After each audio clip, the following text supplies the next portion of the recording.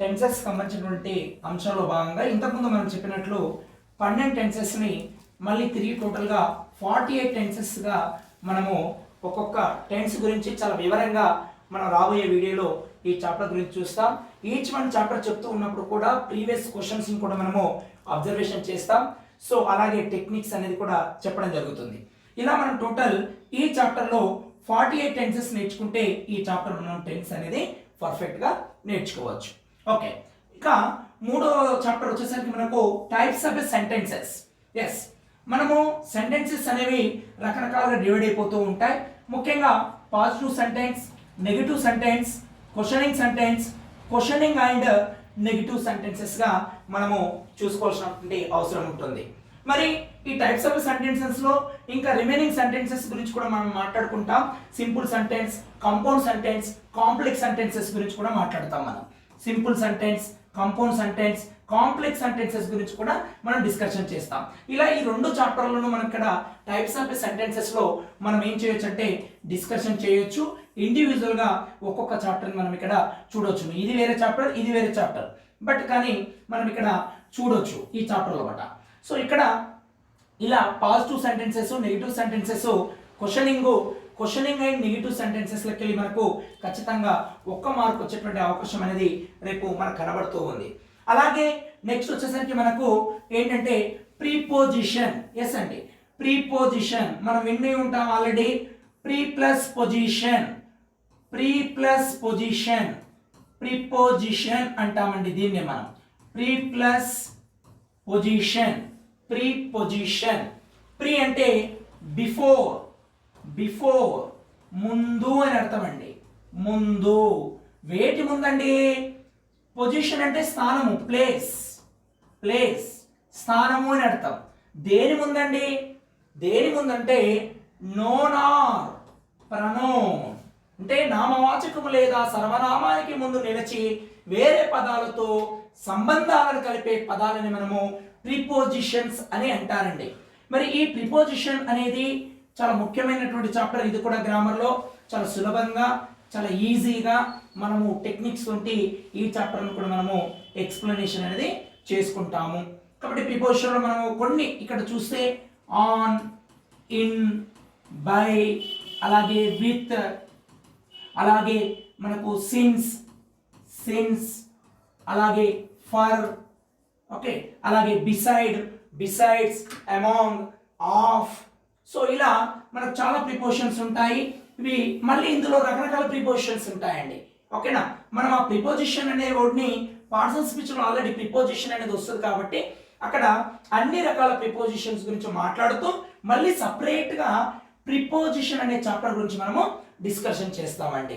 ఓకేనా, టైంను మెన్షన్ చేసే ప్రిపోజిషన్స్ ఉంటాయి, ప్లేస్ను సూచించే ప్రిపోజిషన్స్ ఉంటాయి, ప్రెజర్ ప్రిపోజిషన్స్ ఉంటాయి, కాంపౌండ్ ప్రిపోజిషన్, ఇలా డిఫరెంట్ కైండ్స్ ఆఫ్ ప్రిపోజిషన్స్ గురించి మనము సపరేట్గా మళ్ళీ డిస్కషన్ చేస్తాము ఈ ప్రిపోజిషన్ అనే చాప్టర్లో ఉండండి. సో అలాగే నెక్స్ట్ చాప్టర్ వచ్చేసరికి ఆర్టికల్స్. ఎస్, సో ఆర్టికల్స్ నుంచి ఖచ్చితంగా 100% బిట్ రాబోతుందండి రేపు టెట్ ఎగ్జామినేషన్లో. మరి ఆర్టికల్స్ అంటే మనకు అందరూ ఏంటంటే ఏ, యాన్, అదేవిధంగా ద, ఈ మూడు పదాలను కలిపి ఆర్టికల్స్ అని అంటారు అని మనందరికీ తెలుసు. కానీ ఇవే ఆర్టికల్స్ ఒకవేళ పార్ట్స్ ఆఫ్ స్పీచ్లో క్వశ్చన్ అడిగింది అనుకోండి, ఆర్టికల్స్లో ఈ పదాలు ఇచ్చి మరి ఇవి ఏమవుతాయి అప్పుడు పార్ట్స్ ఆఫ్ స్పీచ్లో అనేది కూడా చాలా చాలా ఇంపార్టెంట్. ఇలా లింక్ చేస్తూ ఒక చాప్టర్కి ఇంకో చాప్టర్తో ఉన్నటువంటి సంబంధాలను కలుపుతూ మనము ప్రిపేర్ అవుతే ఈజీగా 24/24 100% గ్యారెంటీ అండి.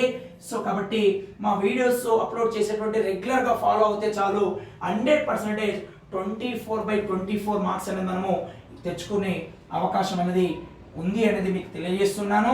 ఎస్, ఆర్టికల్స్ అంటే వీటిని మనం తెలుగులో ఉపపదాలు అంటామండి.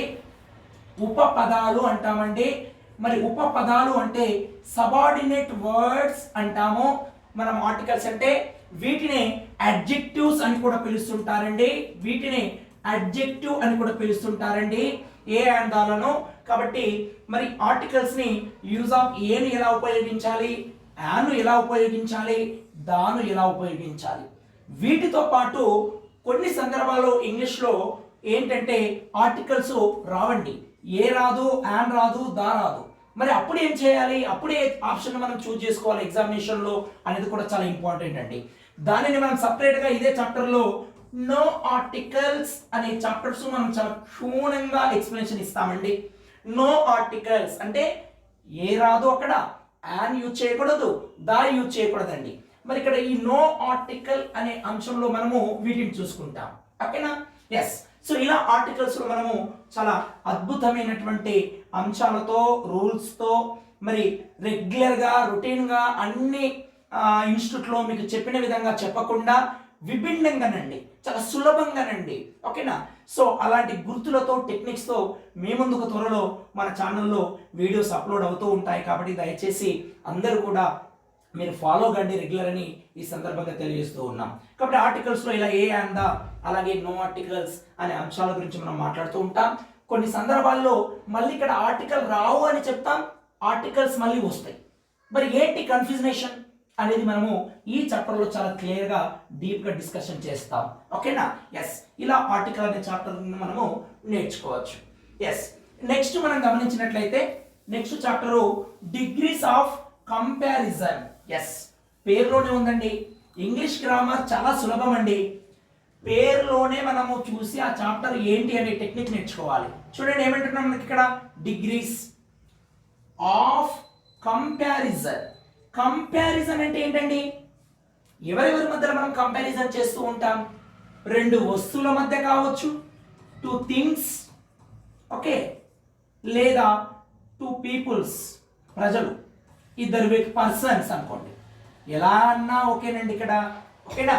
సో రెండు వస్తువుల మధ్య కానీ లేదా ఇద్దరు వ్యక్తుల మధ్య కానీ పోల్చి చెప్తే, అంటే ఇద్దరేనా అంటే కాదండి, ఇక్కడ మోర్ దెన్ టూ కూడా ఉండొచ్చు, మోర్ దెన్ టూ కూడా ఉండొచ్చు, ఓకేనా? మోర్ దెన్ టూ కూడా ఉండొచ్చు. ఎస్, ఇద్దరి కంటే ఎక్కువ కూడా మనం కంపారిజన్ చేసే పరిస్థితులు కూడా రావచ్చు. సో అలా మనము పోల్చి చెప్పడం. వేని పోల్చి చెప్తామండి, ఏమిటిని పోల్చి చెప్తాం ఇక్కడ మనము అంటే, ఇక్కడ అడ్జెక్టివ్ పదాలనే పోల్చి చెప్తామండి, అడ్జెక్టివ్ పదాలనే పోల్చి చెప్తామండి. మరి ఈ అడ్జెక్టివ్ పదాలను పోల్చి చెప్పేటువంటి అంశాలు మీకు డౌట్ రావచ్చు, వాట్ ఈస్ అడ్జెక్టివ్? అడ్జెక్టివ్ అంటే ఏంటి అనేది మీకు డౌట్ రావచ్చు. ఎస్, అడ్జెక్టివ్ అంటే ఏంటి అనేది మనము చాలా డీప్గా మాట్లాడుకుంటాం పార్ట్స్ ఆఫ్ స్పీచ్ లోపల, దీని గురించి డిస్కస్ చేస్తాం అక్కడ, ఓకేనా? ఇక డిగ్రీస్ ఆఫ్ ఏ కంపారిజన్ లో చూస్తే మనము అడ్జెక్టివ్ ను పోల్చి చెప్తూ ఉంటాం. సో మనకు ముఖ్యంగా డిగ్రీస్ ఆఫ్ ఏ కంపారిజన్ లో వచ్చేసరికి positive degree, comparative degree, superlative degree. Yes, 3 డిగ్రీల గురించి చూస్తాం. ఇక్కడ ఒక్కొక్క దాంట్లో మళ్ళీ 3 మెథడ్స్ లేదా 5 మెథడ్స్ మనం మాట్లాడుకుంటామండి. ఎస్, 5 మెథడ్స్ లేదా 3 మెథడ్స్ గురించి మాట్లాడుకుంటామండి. ఎస్, అయితే ఇంకా అలాగే మనకు ఏంటంటే ఇక్కడ ఈ కంపారిజన్ చేస్తూ ఉన్నప్పుడు అడ్జెక్టివ్ అనేది మారుతూ ఉంటుంది అనేది మనం ఇక్కడ తెలుసుకోవాలి. మరి అవి ఎలా మారుతూ ఉంటుంది, ఏ విధంగా మారినప్పుడు ఏ కంపారిజన్ అవుతుంది అనేది ఈ చాప్టర్లో మనం చాలా క్లియర్గా మాట్లాడుకుంటామండి. ఎస్, అయితే నేను ఇక్కడ ఒకటి వర్బ్ అనేది చాలా చాలా ఇంపార్టెంట్ గ్రామర్ బేసిక్ లోపల. మరి ఈ వర్బ్స్ మనం అత్యంత సులభంగా ఎలా గుర్తుపెట్టుకోవాలనేది మనం చెప్తామండి. ఇప్పటి వరకు మీరు ఏ ఇన్స్టిట్యూట్లో వినలేని విధంగా, మీరు ఇప్పటి వరకు చదివినటువంటి అకాడమిక్ బేసిక్ లో కూడా ఇక్కడ కూడా మీరు వినలేని విధంగా మనందరికీ ఏం తెలుసండి, V1, V2, V3, V4 మాత్రమే తెలుసండి. కానీ మనము త్వరలో చెప్పబోయే ఈ యొక్క క్లాసెస్ లో V5 మాట్లాడతాము, V6 మాట్లాడతాము, V7 వరకు మనం మాట్లాడతామండి. అంటే వర్బ్ 1, వర్బ్ 2, వర్బ్ 3, వర్బ్ 4 వరకే మనకు తెలుసు. కానీ మనము వర్బ్ 5, వర్బ్ 6, వర్బ్ 7 మరి ఇక్కడ వెళ్ళి మనకు అడిగే అవకాశాలు కనబడుతూ ఉన్నాయి. ఇది ఏంటంటే సబ్జెక్టు, వర్బు, అగ్రిమెంట్ అనే టాపిక్ లో మనం చూస్తామండి. Subject, verb, objective, agreement sentences అంటాం వీటినే. సో ఇక్కడ మనం చాలా క్లియర్ గా మాట్లాడతాం. దీనిని మనము వర్బ్ పాటర్న్ అని కూడా పిలుస్తాం, ఓకేనా? ఇక్కడ ఈ వర్బ్స్ గురించి మనం చాలా క్లియర్ గా మాట్లాడుకుంటాం అనేది మనం గుర్తుపెట్టుకోవాలి. ఎస్, సో అలాగే నెక్స్ట్ చాప్టర్ గురించి మనం మాట్లాడితే చూడండి ఇక్కడ direct and indirect speech. Yes, ఇంతకుముందు మనం చెప్పాం స్పీచ్ అంటే. సో స్పీచ్ అంటేనే ఇద్దరు మధ్యలో కొనసాగేటువంటి సంభాషణ, దాన్ని మనము స్పీచ్ అంటాం. Between two persons or more than, whatever it may be. So ఇక్కడ చూడండి, స్పీచ్ అనేది రెండు రకాలు. ఒకటేంటి డైరెక్ట్ స్పీచ్, రెండవది indirect speech. Direct speech, indirect speech. Yes, మరి ఈ డైరెక్ట్ స్పీచ్, ఇండైరెక్ట్ స్పీచ్ మాట్లాడుతూ ఉన్నప్పుడు మనం ఇక్కడ ఒక అద్భుతమైన న్యూ టెక్నిక్ ఫ్రేమ్ చెప్తానండి. ఏంటి ఇక్కడ? అండి కండి సూత్రం అంటామండి. ఎస్, మీరు ఇప్పటివరకు ఏ ఇన్స్టిట్యూట్లో వినలేకుంటారు. ఓపెన్ ఛాలెంజ్ అండి ఇది, అండి కండి సూత్రం. ఈ అండి కండి సూత్రం తెలిస్తే చాలండి, ఎనీ కాంపిటేటివ్ ఎగ్జామినేషన్ అత్యంత సులభంగా మనము మార్క్స్ అనేది తెచ్చుకోవచ్చండి. ఈ చాప్టర్కి వెళ్ళి క్వశ్చన్ వస్తే. ఎస్, ఏంటి అండి కండి సూత్రం? ఇచ్చిన ఆప్షన్లో ఒకవేళ క్వశ్చన్ డైరెక్ట్ ఇండైరెక్ట్ స్పీచ్లోకి వెళ్ళి క్వశ్చన్ ఉంటే ఆ ఇచ్చిన ఆప్షన్లో అండి కండి అనే అర్థం ఇచ్చే ఆప్షనే ఆన్సర్. సో అట్లా నేను టెక్నిక్స్ అనేది చెప్పబోతూ ఉంటామండి. ఓకేనా? సో ఇలా ఈ అత్యంత ఈజీగా మనము డైరెక్ట్ ఇండైరెక్ట్ స్పీచ్ను డిస్కషన్ చేయొచ్చండి. అంటే స్పీచ్ అనేది రెండు రకాలు, డైరెక్ట్ ఇండైరెక్ట్ అనేది ఈ చాప్టర్లో మనం డిస్కషన్ చేస్తామండి చాలా సులభంగా.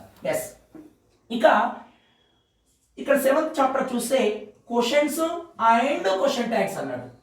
ఇక్కడ చూడండి మీరు, క్వశ్చన్స్ క్వశ్చన్ ట్యాగ్స్ ఏంటంటే డిఫరెన్సెస్. క్వశ్చన్ ట్యాగ్ అంటే మనకు తెలుసు, దీన్ని క్వశ్చన్ ట్యాగ్ అంటాము. ఎస్, మరి క్వశ్చన్ ట్యాగ్ను మనము ఎలా ఆన్సర్ రాబడతాం?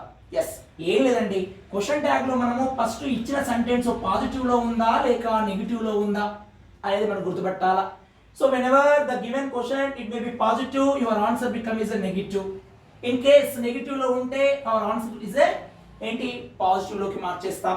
కానీ మొదట మరి ఈ పాజిటివ్ లో ఉందా నెగిటివ్ లో ఉందా ఇచ్చినటువంటి క్వశ్చన్ అనేది మనం ఫైండ్ అవుట్ చేయాలి అంటే ప్రపంచ ఇంగ్లీష్ భాష మొత్తంలో కూడా NQ అనే ఫ్రేమ్ నేర్చుకుంటే సరిపోతుందండి. n క్యూబ్ కనిపిస్తే ఆ సెంటెన్స్ నెగిటివ్, n క్యూబ్ లేకుంటే ఆ సెంటెన్స్ పాజిటివ్. మరి ఏంటి n క్యూబ్ ఫ్రేమ్ అనేది మనము క్వశ్చన్ ట్యాగ్ అనే దాంట్లో మనము చెప్తామండి. మరి ఈ క్వశ్చన్ ట్యాగ్ మరి రకరకాలుగా ఉంటుంది మనకు. ఓకేనా? సో మరి క్వశ్చన్స్ ఏంటండి? రెండు రకాలు. ఏంటిది? ఒకటి ఇన్ఫర్మేషన్ క్వశ్చన్స్, కన్ఫర్మేషన్ క్వశ్చన్స్ అంటామండి. ఇన్ఫర్మేషన్ క్వశ్చన్స్ అలాగే కన్ఫర్మేషన్ క్వశ్చన్స్ అంటామండి మనం. మరి ఇన్ఫర్మేషన్ క్వశ్చన్స్, కన్ఫర్మేషన్ క్వశ్చన్స్ ఏవైతే ఉన్నాయో, ఓకేనా, ఇన్ఫర్మేషన్ క్వశ్చన్స్ అలాగే కన్ఫర్మేషన్ క్వశ్చన్స్ అండి. ఓకేనా? సో ఈ ఇన్ఫర్మేషన్ క్వశ్చన్ అంటే మనకు పేరులోనే ఉంది, ఇన్ఫర్మేషన్ కోసము ఉపయోగించే క్వశ్చన్స్, కన్ఫర్మేషన్ కోసం ఉపయోగించే క్వశ్చన్స్, అలాగే WH క్వశ్చన్స్, అలాగే ఇంకా రకరకాల క్వశ్చన్ వర్డ్స్తో స్టార్ట్ అయ్యే క్వశ్చన్స్ ఉంటాయి మనకు, హెల్పింగ్ వర్బ్స్తో స్టార్ట్ అయ్యేవి కూడా ఉంటాయి. సో అలా ఈ క్వశ్చన్స్, క్వశ్చన్ ట్యాగ్ అనేది కలిపి చాలా సులభంగా మనం ఇక్కడ డిస్కషన్ చేయొచ్చండి. ఓకేనా? సో